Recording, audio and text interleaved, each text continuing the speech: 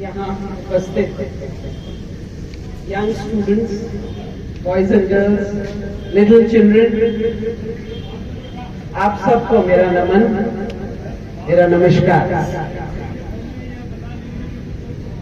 यहाँ मंच पर ऊपर बैठे मैं सोच रही थी कि हम सब कितने लकी हैं, इतनी सुंदर जगह पर हम यहाँ आज एकत्रित हुए हैं आपसे बात करने के लिए, अपने लोगों को याद करने के लिए और भविष्य के बारे में चर्चा करने के लिए। मैं धन्यवाद देना चाहूंगी हमारी समाज को, स्वर्गीय देवलाल जी को और समस्त समाज को, जिसने इतनी सुंदर जगह में इतना सुंदर मंदिर का निर्माण किया है और पूजा के साथ शिक्षा को जोड़ा है।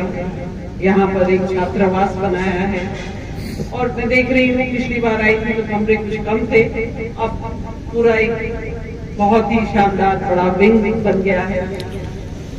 आप सबको धन्यवाद, ये आपकी सोच है जो आप समाज के बारे में आपने सोचा और ये सुविधाएं आपने समाज के लिए शुरू करी, अवेलेबल करी।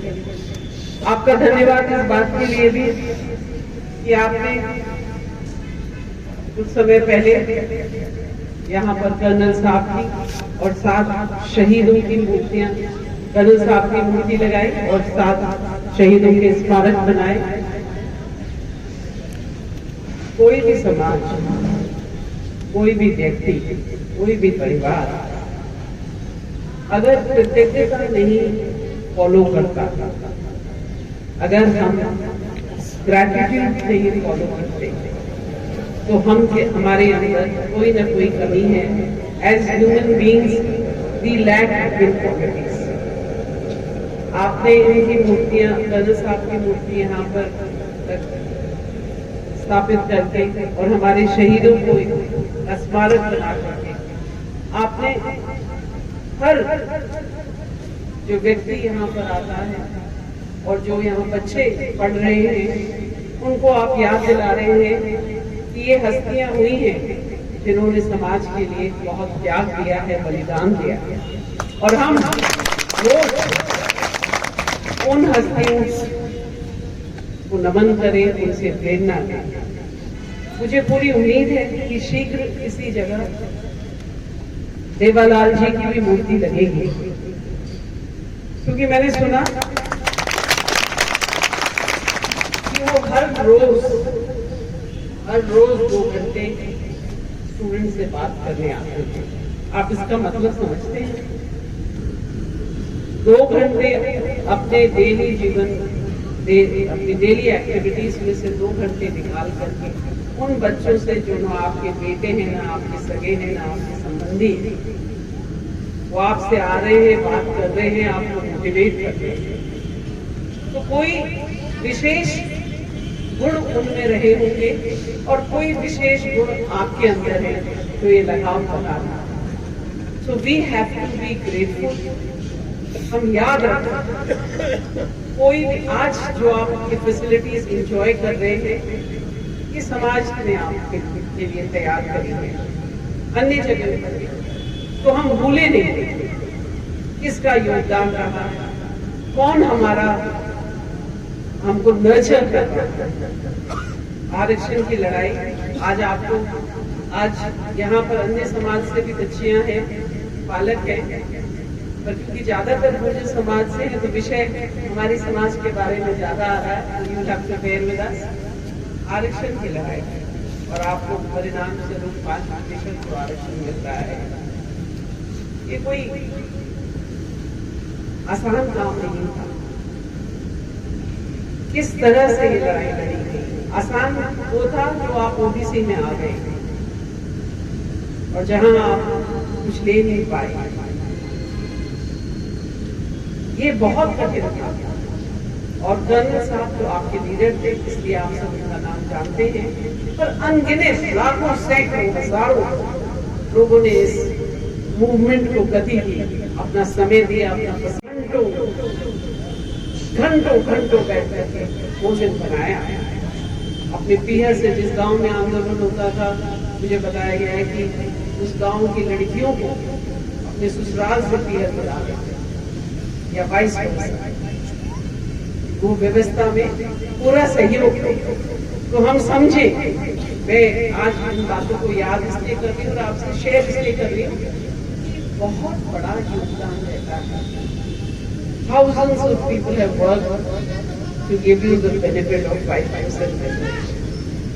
इस बात को हम याद रखें, आत्मसात करें, और जब हमें सफलता मिले तो उन सब अननोन लोगों को हम अपने मन की गहराइयों से धन्यवाद दें। मैं अभी बैठे सोच रही थी कि कर्नल साहब की ये पुस्तक है, हिम्मत, मेहनत और नियत। 24 दिसंबर को इसका विमोचन हुआ। जनरल वीके सिंह साहब आए, उन्होंने फरीदाबाद में इस पुस्तक का विमोचन किया। ये कर्नल साहब की जीवनी नहीं है, ये कर्नल साहब के कोटेशन है, उनके प्रमुख संदेश है जो उन्होंने जिए, जो उन्होंने दुनिया को बताए अपनी सभाओं में, अपनी मीटिंग्स में, अपने इंटरव्यूज में, अपने सरकार से जब वार्ताएं करी, सरकार से जब बात नहीं करी, जब जो भी जैसी परिस्थिति, उनके जो बहुत प्रोमिनेंट, जिन्होंने पूरे मूवमेंट को शेप किया, सोसाइटी को शेप किया, और जो मैसेजेस पूरी सोसाइटी, नॉट ओनली गुजर्स और एमबीसी, बट सभी के लिए जो मैसेजेस हैं वो यहाँ पर एक जगह इकट्ठे करे गए हैं, संकलित करे गए हैं और इस पुस्तक के अंदर है। और सब्जेक्ट वाइज ये है, महिलाओं के लिए अलग से है, सामाजिक कुरीतियों पर अलग से है, आरक्षण, सामाजिक न्याय पर अलग से है, एक पोर्शन युवाओं पर भी है। तो मैंने ऐसे ही पेज खोला, उसमें निकल के आया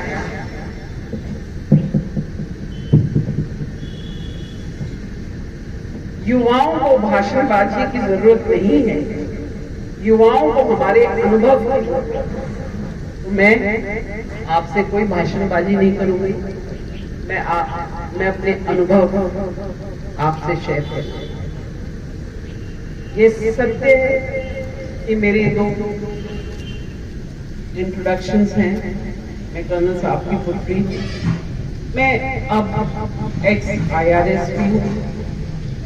31 दिसंबर को 35 साल की सर्विस के बाद मैंने अपनी सर्विसेज कंप्लीट करी है। Retired from the post of principal director general income tax, all India position. 1988 batch में आया। आज जो आप मुझे देख रहे हैं, मैं यहाँ तक कैसे पहुंची, सवाल ये है। सबसे कि मैं अपने माँ बाप कर्नल किरोड़ी सिंह बैंसला और माँ रेशम देवी, उनकी औलाद हूँ। वो फौलादी इरादों के, मेरे माँ बाप फौलादी इरादे। आप कर्नल साहब को जानते हैं, इतनी ही मजबूत सोच रखने वाली मेरी माँ थी। उन कर्नल साहब शुरू से ही बहुत अट्रैक्टेड थे एजुकेशन की तरफ। खुद उन्होंने गांव में जो भी स्कूल की व्यवस्था थी, उन्होंने स्कूल से पढ़े, फिर वो हिंडौन गए, भरतपुर गए, जयपुर गए, अपने एफर्ट्स से। क्योंकि बहुत लोग आज आपको गाइड करने के लिए हम सब हैं, तब गाइड करने के लिए कोई नहीं होता। तो सेल्फ डिस्कवरी, उन्होंने अपने आप को एजुकेट किया, अच्छी शिक्षा प्राप्त की और टीचर की नौकरी उनको लगी। मेरी माँ बिल्कुल अनपढ़ थी, स्कूल का दरवाजा द्वार उन्होंने देखा है। पढ़े कर्नल साहब, टीचर की नौकरी करी, फिर वो फौज में आए। क्योंकि उनकी ऑलरेडी शादी हो चुकी थी, 14-15 बरस में तब शादी हो गई थी, तो उनको फौज में ग्रेजुएट होने के बावजूद, बढ़िया अंग्रेजी बोलने के बावजूद और केपेबल होने के बावजूद उनको ओनली एज अ सिपाही नौकरी मिली, क्योंकि वो एलिजिबल नहीं थे, मैरिड थे, मैरिड कैंडिडेट्स एग्जाम नहीं ले सकते थे, यही उनका डिस्क्वालिफिकेशन था। पर उनका लक्ष्य क्लियर था, उनको फौज में जाना था और उन्होंने कहा एक बार मैं फौज के अंदर एंट्री ले लूं तो मैं फौज के जो सिस्टम के अंदर ऑफिसर बनने का सिलेक्शन प्रोसेस है उसके अंदर मैं आ जाऊंगा, और ऐसा ही हुआ, वो ऑफिसर थे। कर्नल साहब अपने साथ मेरी माता जी को ले गए, हम सब बच्चों को ले गए, हम शहरों में रहे। वहां की दुनिया मेरी माँ ने देखी, हमको अच्छे स्कूलों में पढ़ाया, और मैंने अपनी शुरुआत गांव के स्कूल में करी। कल भी मैंने बताया कि पेड़ के नीचे हम लोग बैठ कर हमने वहां से पढ़ना शुरू किया। मास्टर जी थे, पंडित जी, बड़ी लंबी सी लौट थी, हमको मारते थे, मतलब बच्चों को डिसिप्लिन करते, शरारती थे, कोई ऐसी बात नहीं। घोर मैंने चराई है, जब खेतों में जब जानवरों को लेकर के जाते थे, बड़े हमारे भाई बहन कजन्स, उनके साथ हम भी लग लेते थे। तो ये भी जीवन मैंने देखा है, और बहुत मस्ती का जीवन, बहुत सुख का जीवन, इसमें मुझे कोई हीन भावना कतई नहीं है। मैं ये बात अपने सीनियर्स को भी दिल्ली में जहां पर भी मौका मिलता है मैं कहती हूँ, हम इस भूमि से आते हैं, ऐसे बैकग्राउंड से आते हैं, कहाँ से हमारी शुरुआत हुई ये इम्पोर्टेंट नहीं है, हम कहाँ पहुंचते हैं ये इम्पोर्टेंट। कर्नल साहब ने हमें बहुत अच्छा एजुकेशन दिया। आप अगर मेरी पोस्ट पढ़ते हैं फेसबुक पर कर्नल साहब के बारे में, तो आपने एक पोस्ट पढ़ी होगी जहां पर मैंने जिक्र किया है कि कर्नल साहब से उस जमाने में, अब ये बात है 1970s की, जब वो हम सबको, मुझे मेरे भाइयों की तरह अच्छे स्कूलों में पढ़ाते थे। मैं हॉस्टल में MGD महारानी Gayatri Devi girls public school Jaipur, विश्व बहुत ही प्रसिद्ध स्कूल, राजमाता गायत्री देवी जी का, उसमें मेरे को स्कूल हॉस्टल में डाला, हमको पढ़ाया। तो लोग कहते थे कर्नल तू बावला है, बेटी को पढ़ाना ऐसा है जैसे दूसरों के खेत में पानी देना। उनको बहुत होता, पर कर्नल साहब ने कहा नहीं, मेरे बेटे बेटों में कोई फर्क नहीं, और उन्होंने हमें पढ़ाया। अभी कुछ समय पहले, क्योंकि बचपन की बातें आप भूल जाते हैं, नई नई जीवन में बातें होती हैं, आपकी मेमोरीज, ओल्ड मेमोरीज रिप्लेस हो जाती हैं। तो अभी कुछ समय पहले, 2-3 महीने पहले, मेरे पास कर्नल साहब के मैंने पुराने कुछ कागज देख रही थी। उन पुराने कागजों में मैंने देखा कि मेरी माँ की लिखी हुई चिट्ठियां मेरे पिताजी को, कर्नल साहब ने मेरी माँ को शिक्षित किया, हिंदी में लिखना सिखाया, अखबार पे वो बांचने लगी, पढ़ने लगी। एक चिट्ठी मैंने देखी कर्नल साहब की हैंडराइटिंग में। कर्नल साहब जब फील्ड में थे, माँ मेरी जयपुर में थी, तो कर्नल साहब की अपनी हैंडराइटिंग में उन्हीं को एड्रेस मुझे क्यूरियोसिटी हुई कि कर्नल साहब ने अपने लिए ही क्यों सेल्फ एड्रेस एनवेलप क्यों है ये। खोल के देखा तो वो चिट्ठी मेरी माँ ने कर्नल साहब को लिखी थी।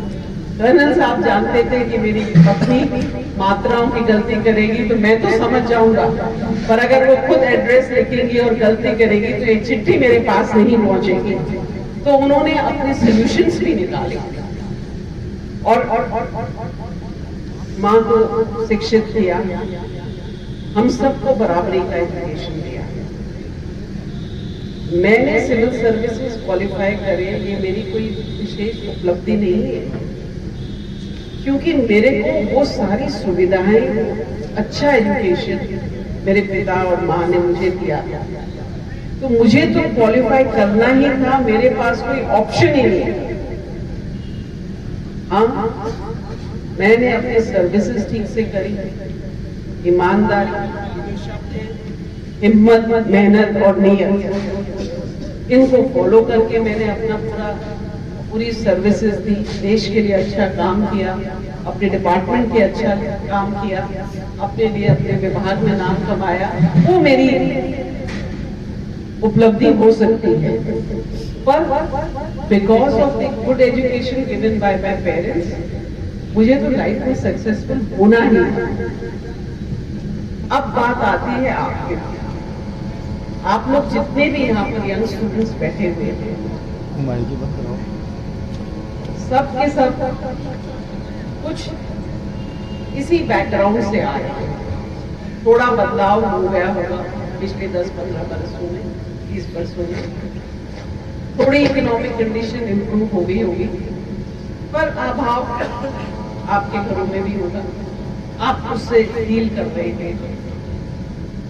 ऐसा आपने यहाँ बताया कि अब गरीबी का बहाना लेकर के कोई भी पीछे नहीं रह सकता, और ये बात बिल्कुल सत्य है।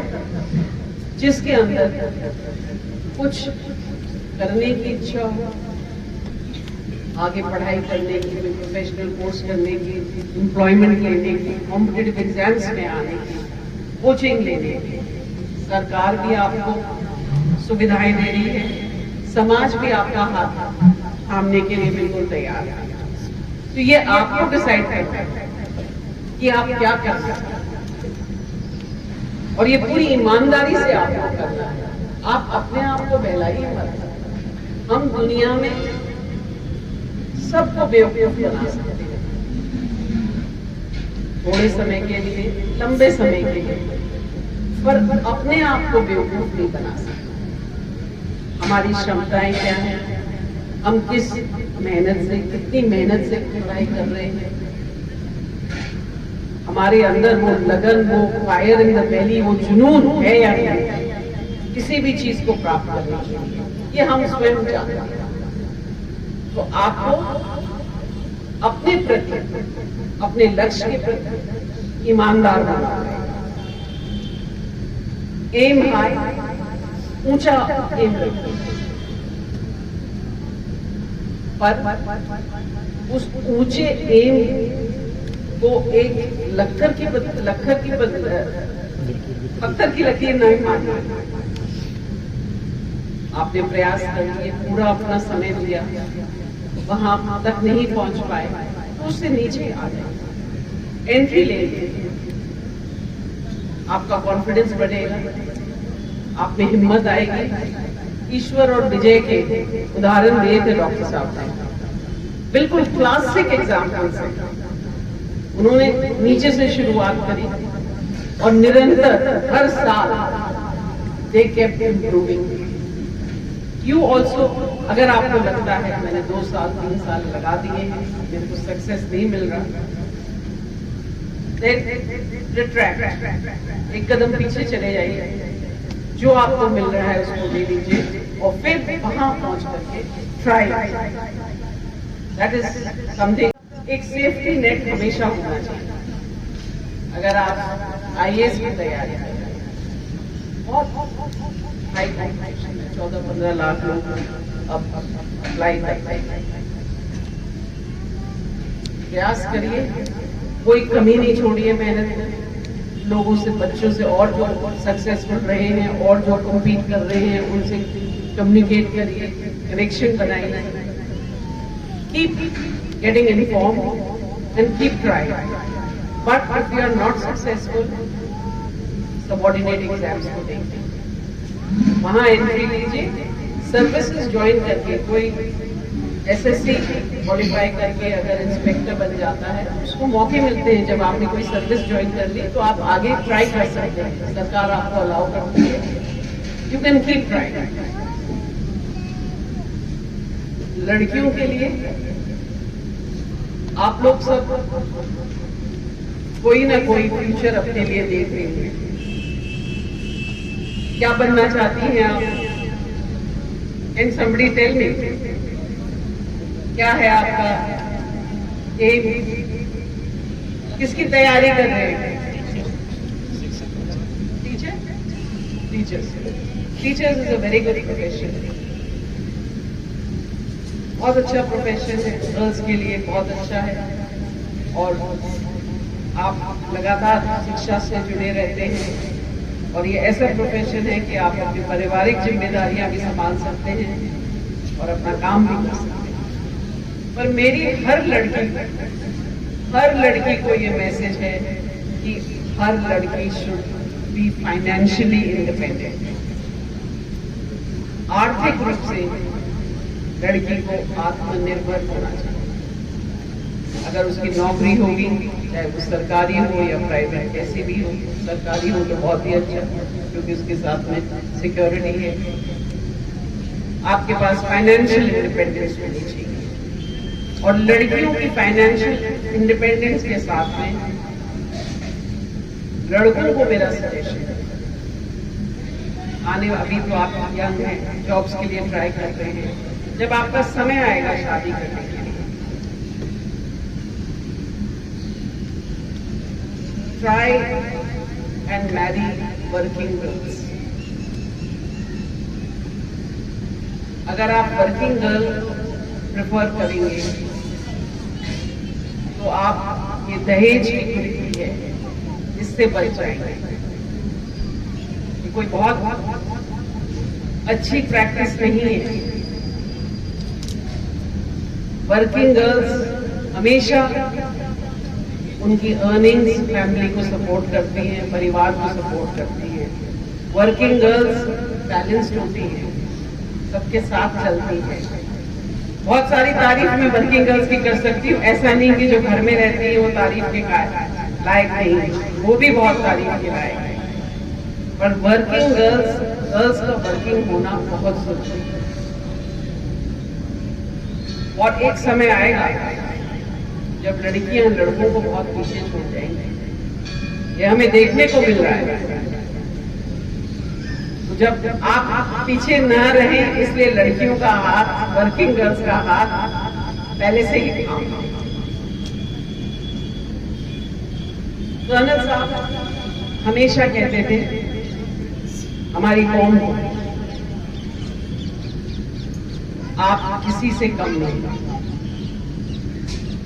और ये बात सर्व समाज के लिए, एवरी इंडिविजुअल इज कॉम्पिटेंट, उसके अंदर बहुत पोटेंशियल है।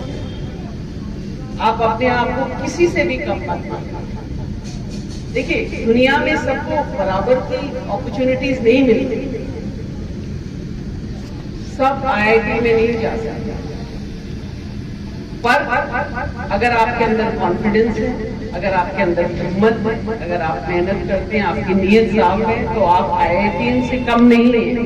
वो एग्जाम सिविल सर्विसेज का जो IITian क्रैक कर रहा है, एक BA पास भी उसी एग्जाम को क्रैक कर रहा है, और गांव से निकला BA पास उस एग्जाम को क्रैक कर रहा है। हो सकता है उसके नंबर इंटरव्यू में IITian से भी ज्यादा आ रहा है। तो नोबडी, कोई किसी से कम नहीं है। आप सब रूबरू होना बहुत जरूरी है। समय समय पर उनको गाइड करना, उनसे बात करना, क्या अपॉर्चुनिटीज आ रही है, कहाँ गाइडेंस मिल सकता है, किस तरह से क्या आपकी तैयारी है, ये सब बातें करना बहुत जरूरी है।